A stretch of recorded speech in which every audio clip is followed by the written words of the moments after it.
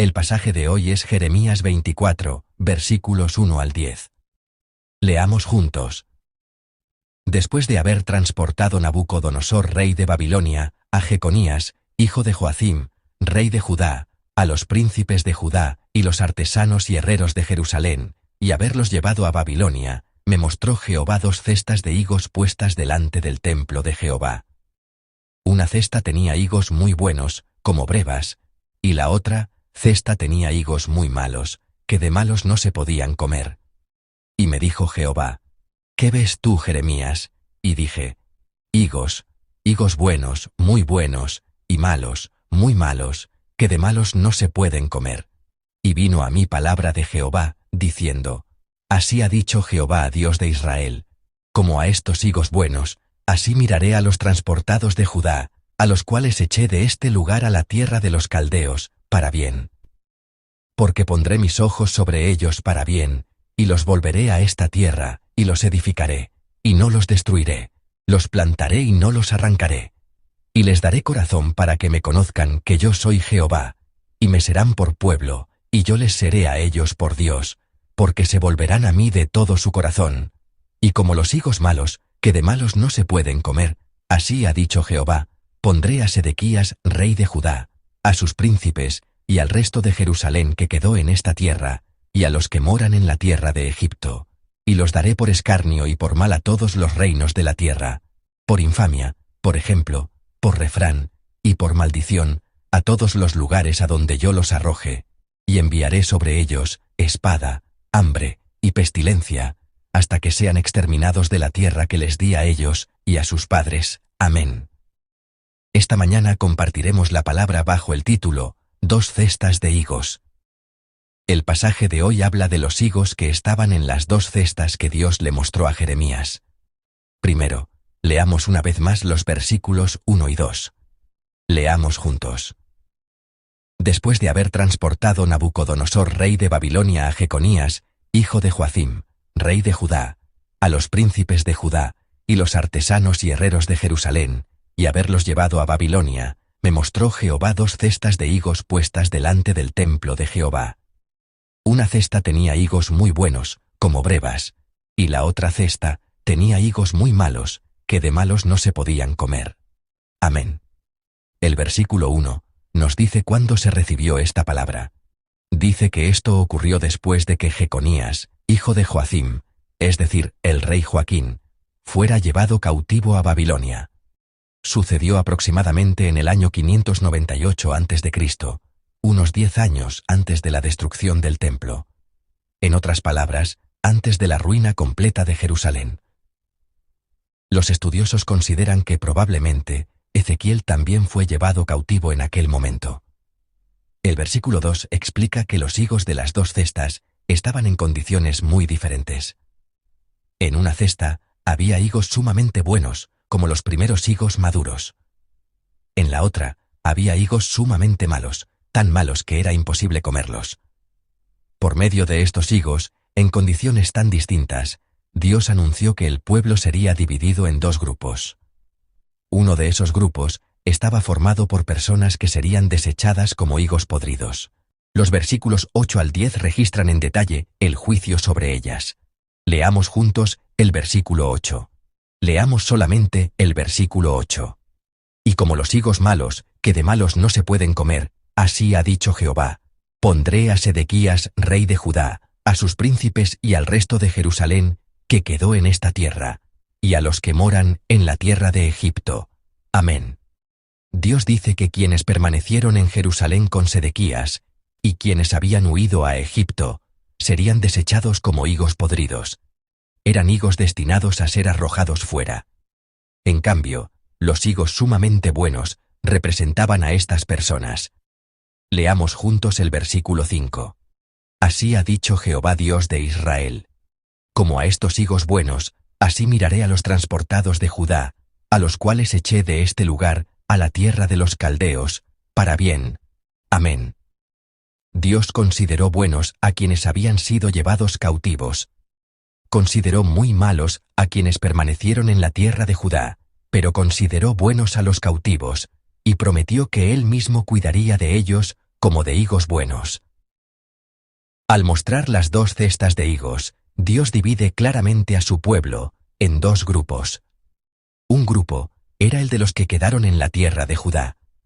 Dios los describió como higos podridos que serían arrojados fuera. El otro era el de los que serían trasladados a Babilonia. Aunque irían como cautivos, Dios los describió como higos sumamente buenos. Entonces, sentimos cierta perplejidad y nos preguntamos: Dios, ¿por qué los dividiste en 2 grupos? ¿Cuál fue la base, la razón y la condición de esa división? En realidad, estas preguntas nos resultan muy familiares.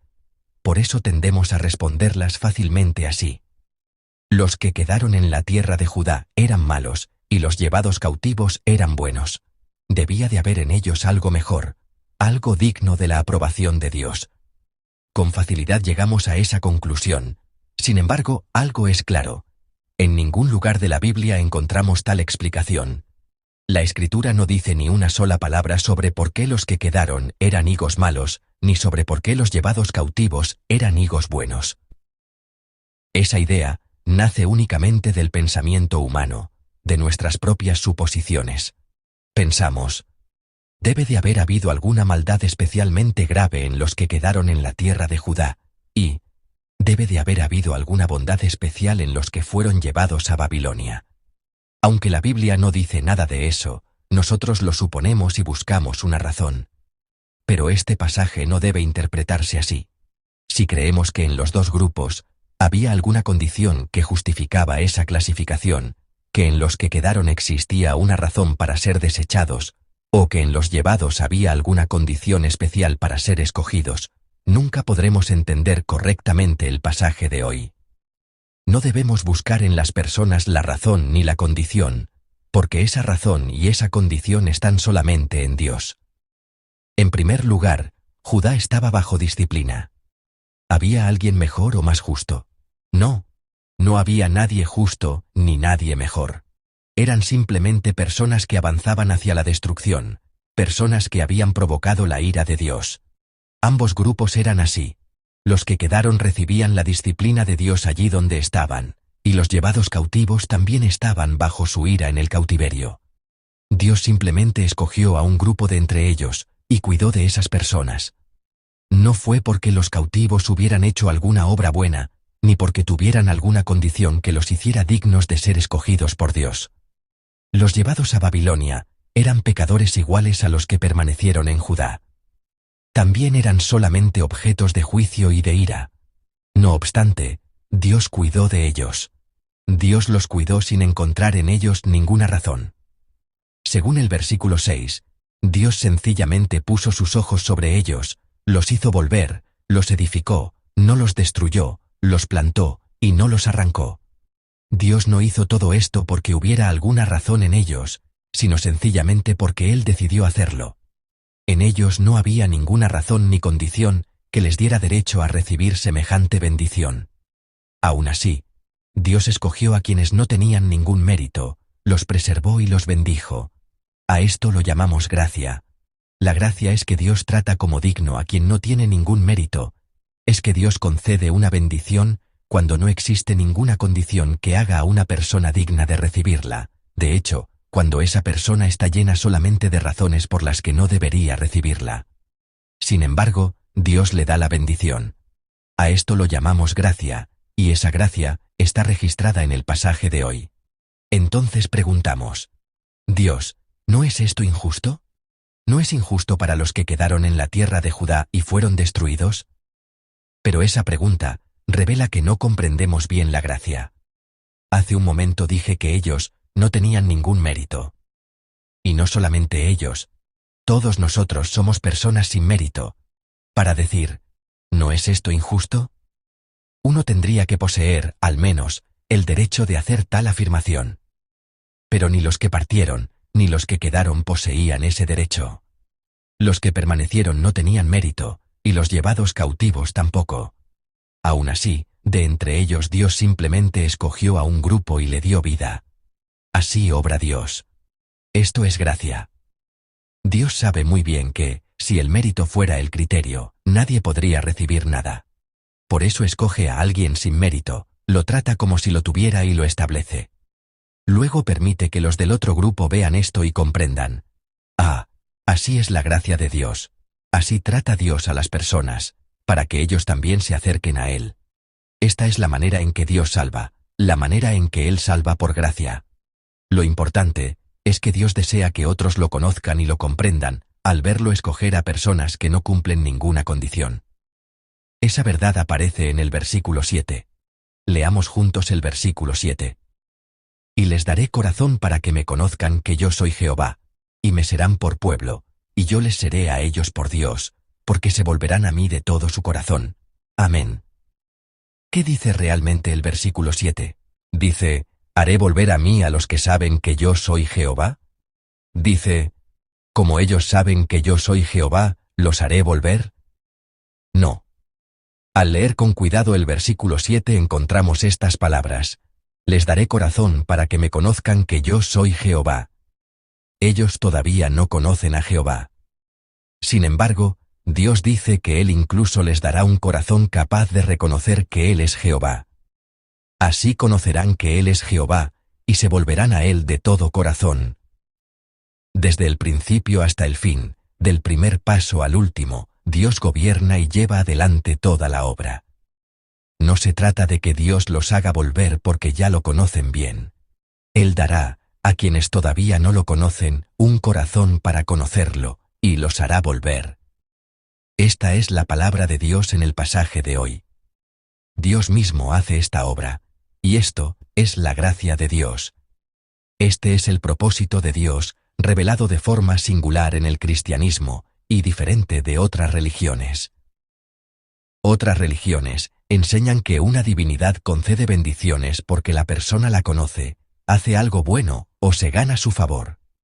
Dios, en cambio, escoge a personas que no tienen condición ni mérito alguno, las bendice primero y las conduce a conocerlo. Este es el corazón del cristianismo que ninguna otra religión puede imitar. Amados, ¿quiénes son las personas que no tenían mérito, pero recibieron bendición? ¿Quiénes son las personas que no cumplían las condiciones, pero fueron aceptadas por Dios? Somos nosotros. Nosotros somos esas personas. Por más que nos examinemos, solo podemos preguntarnos, ¿por qué Dios me daría una bendición tan grande? ¿Por qué me daría la bendición de conocerlo? Sin embargo, nuestro Dios nos establece aunque no tengamos mérito, y nos hace florecer con su bendición, aunque no cumplamos ninguna condición. Recuerden esta gracia, mediten en ella, y vivan este día en ella. Los bendigo en el nombre del Señor. Dios dice que somos personas a quienes Él preservó y rescató. Pero aquí hay algo importante. Debemos anunciar a otras personas el rescate de Dios y su gracia que nos preservó. Dios nos bendijo cuando no teníamos ningún mérito, y nos estableció. No podemos guardar esto solo para nosotros. Por medio de nosotros, otras personas deben llegar a conocer. Así es Dios. Por eso, los higos buenos tienen una misión. Esa misión es llevar esta gracia a los higos malos, lo que nosotros, que recibimos gracia sin ninguna condición, debemos hacer es hablar de Dios a quienes todavía no conocen la gracia y permanecen fuera de ella. Debemos ayudarlos a conocer a Dios para que ellos también lleguen a ser higos sumamente buenos. Esta es nuestra misión. Amados, vivamos hoy recordando esta maravillosa gracia que hemos recibido. Y vivamos compartiendo esta gracia. Recordemos la gracia dada a personas sin mérito, y extendámosla a quienes todavía no la han recibido y permanecen fuera de ella. Digamos, nosotros tampoco teníamos mérito, pero recibimos esta gracia. Deseamos que esta gracia también fluya hacia ustedes. Que hoy sea un día en el que vivan extendiendo esa gracia. Los bendigo en el nombre del Señor.